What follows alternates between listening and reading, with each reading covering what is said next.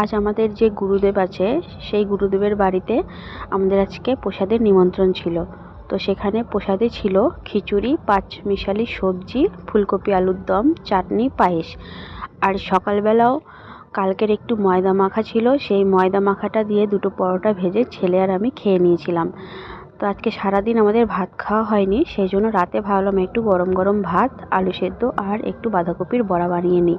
তো আমি ভাতটা বসিয়ে দিলাম দুটো আলু সেদ্ধ দিয়ে, আর তার পাশেই বাঁধাকপিটা সেদ্ধ হতে বসিয়ে দিলাম একটু নুন দিয়ে। এদিকে বাঁধাকপিটা আমার সেদ্ধ হয়ে গেছে, নামিয়ে ঠান্ডা হতে দিয়ে দিলাম। এরপর ভাতটা আমার হয়ে গেছে, সেটা আমি নামিয়ে নিলাম।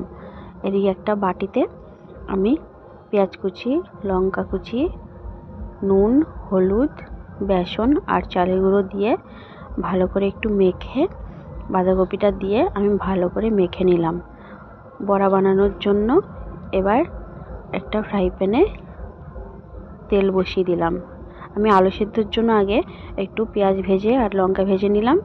তো এদিকে আমি আলু সেদ্ধটা মেখে নিলাম, তারপর আমি বড়াগুলো এক এক করে ভেজে নেব। দেখুন বড়াগুলো আমার ভাজা হয়ে গেছে, এবার আমি একটা পাত্রে নামিয়ে নেব।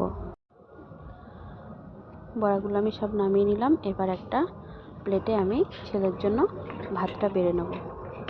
প্রথমে ভাত দিলাম, তারপরে আলু মাখাটা দিলাম, দিয়ে দুটো বড়া দিয়ে ছেলেকে আমি খেতে দিয়ে দেবো।